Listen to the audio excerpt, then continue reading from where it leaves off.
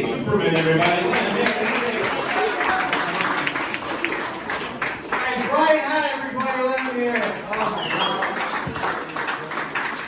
If he sat on anyone's face, they'd be dead. I don't care. Even if the face is on a park bench, he would sit through the park bench and kill the person there. I don't know, man. You guys are watching amateur comedy on Yuck Yuks, man.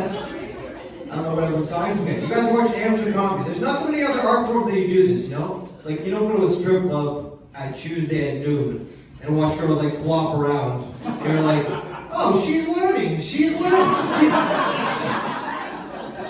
have something there. In a couple of years, she can be that like 1-2 spin. Yeah? You guys got a lot of variation, man.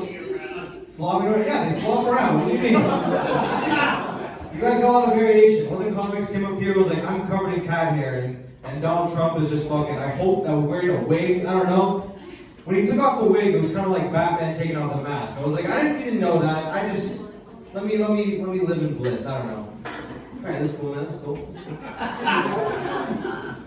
Alright, we'll get started. I had a pretty fucked up childhood. Anybody else? Yeah, fuck yeah. Alright, us in the comics. So many comics have talked about mental health already. I'm just going to add on to that. I'm a child of divorce. I'm a child of actually third divorce. My parents got divorced 3 times. I swear to God, they got married, they had my brother, they split up, got back together, split up again, back together, had me, and when I was 12 years old, they got divorced again. I swear to God, they're like the Twilight films. They were like, they gave it 3 tries, and they're like, alright, this is enough. After the third, they're like, this is too much. There's kids involved. And like, you can't keep doing this to them. They're looking up to us at this point. But because of my tumultuous childhood, as a result, as an adult, I have horrible anxiety. It's a fucking nightmare, man. I grew up like walking on eggshells everywhere I went. Those were actually my first 2 gigs. Like my parents would be fighting, and I'd be like, look at me, I'm funny, as I dodge plates being thrown. Like, you know when shitty couples are like, holy shit, this clearly isn't working. How are we gonna fix this? Let's have a kid.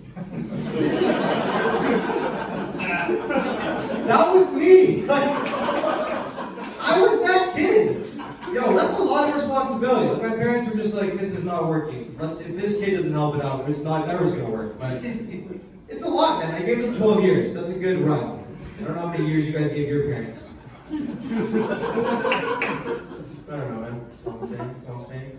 Despite all, like, my mom gave it a fair shot, though, you know? Like, she once told me that she made sure that they got married on the same day every single time, so she wouldn't forget the anniversary. That's proactive, that's all I'm saying. That's avoiding problems to the best they can, you know? Despite all that, I am dating. I'm kind of new to Toronto, and I feel like dating in the big city is kind of tough, you know?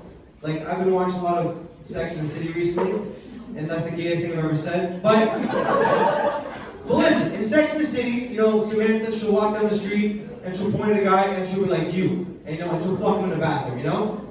And that hasn't happened to me yet.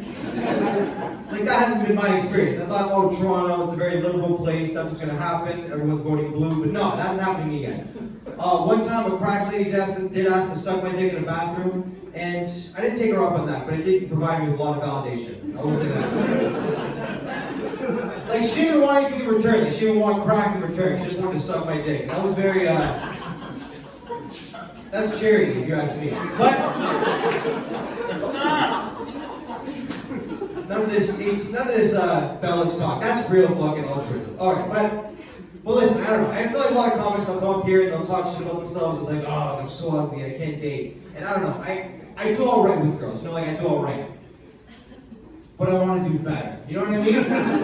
Like, I want to break hearts, I want to ruin lives, you know? I want fathers to be angry with me. Like when I was in grade 7, I played the school play of Willy Wonka and the Chocolate Factory, and I played the titular role of Augustus Gloop, the fat German kid. And I sang a song about wanting more food. I was like, I want more, then there's the Jewish kid with the German accent, I don't know why. But I was method, I got right into that shit. I committed to the fucking bit. I was like, I'm doing this. Like, I'm going down swinging.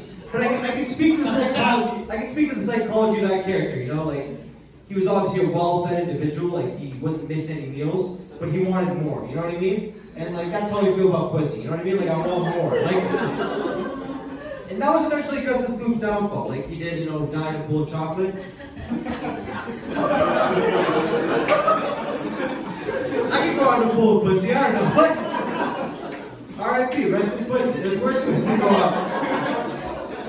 You know what I mean? I don't know. I did have some bad luck in the dating department a bit ago. A few months ago, this girl I knew, she broke up with her boyfriend, then she fucked me, and she got back together with her boyfriend.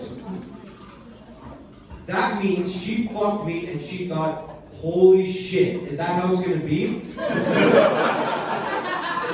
She fucked me and she thought, god damn, the grass is not greener. Yo, if they get married, I deserve like a shout out at the wedding.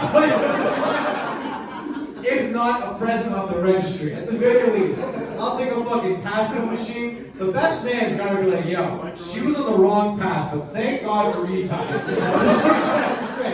Fucking it. Alright, I think I gotta get out of here. Yeah, I gotta get out of here in a bit.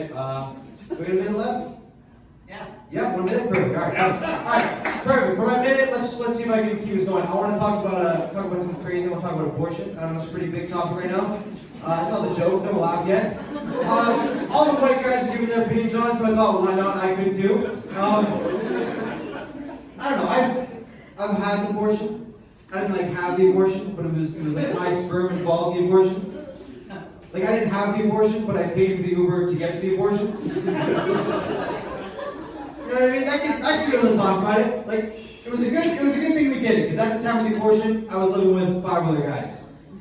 And that's no place to raise a child. I don't know if you're ever living with 5 other guys, but it's not. Like, how the fuck are you gonna bring a baby home to the fucking boys, you know? Like,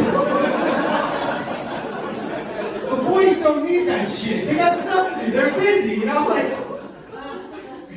I paid for the abortion on my mom's credit card. And if that's not a sign that you should get the abortion, I don't know what is, you know? That's like clear, that's like, this is not the little child.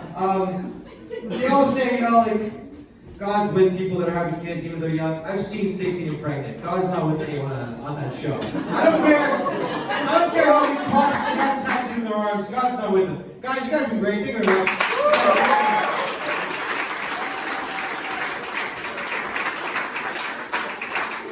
Etay Kuperman, everybody. Glad to hear it. Etay Kuperman.